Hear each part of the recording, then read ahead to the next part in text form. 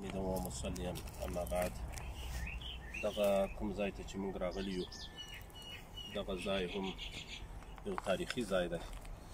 دلته د بنو نظیرو یو مشهور یهودي کعب ابن اشرف چې ګڼ آیتونه د ده په حق کې هم را نازل شوي دي هغه دلته اوسېده.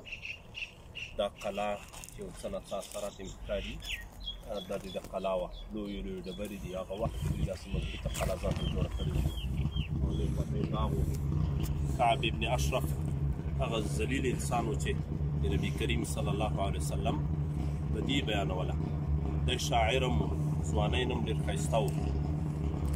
تنها د یهودو مشر نه و بلکې د یهودیت یو قوي عالم هم و. دغه ظالم مشرکان هم هڅول د نبي کریم صلی الله علیه وسلم مقابلې ته. نو یو وخت نبي کریم صلی الله علیه وسلم وفرمیل د هجرت دوهم کال و چې تاسو کې به څوک داسې کس موجود وي چې د کعب ابن اشرف دپاره د سیریې په توګه باندې ولاړ شي او هغه ووژل شي.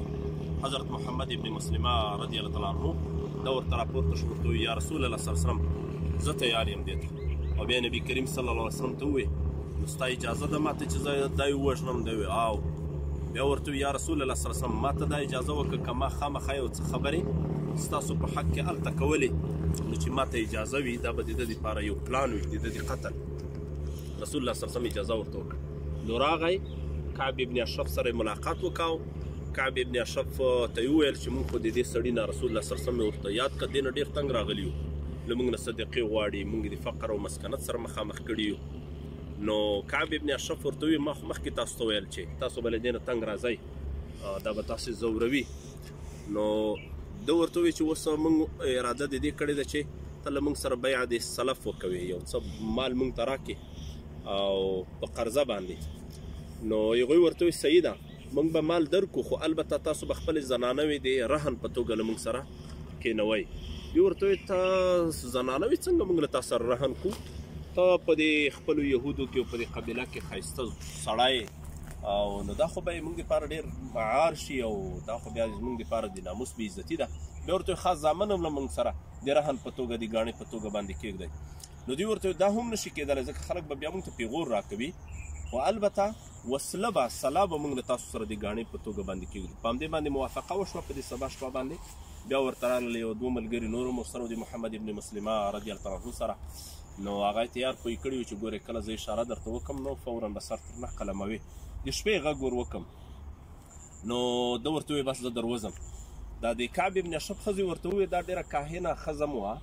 ورته وویل دا کوم غږ چې زه اورم د دې غږ نه د وینو څاڅکي څاڅي نو مه وروځه.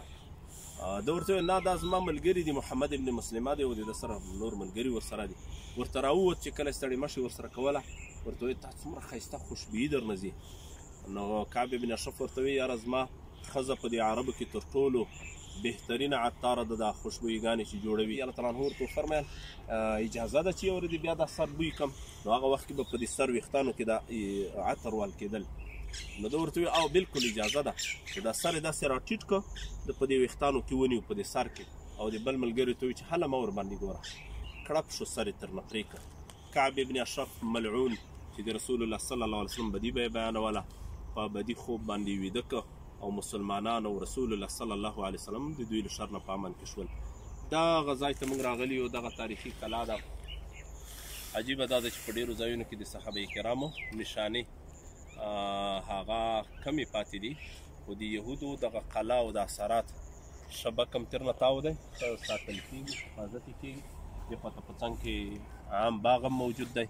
نو موږ سره مستعین مولوي صاحب او همدارنګې عبدالباقي عاصم مولوي صاحب او ادریس صاحب چې زمونږ د دې مناسکو د ملګرو فعال شخصیت دی او د مدینې منورې په جامعه کې فی الحال درس وایي او مخلص ملګری دی زمونږ او د دوی برکت دی چې په مختلفو ځایونو باندې دوی موږ وګرځولو. موږ هم له دې خالي فرصت نه ګټه واخیسته. زیاتره حاجیان هم مکې مکرمې ته انتقال شوي دي نو له مکې نه هم استفاده وکړه چې دغه تاریخي اماکن وګورو. الله دې د ټولو خدمات قبول کړي.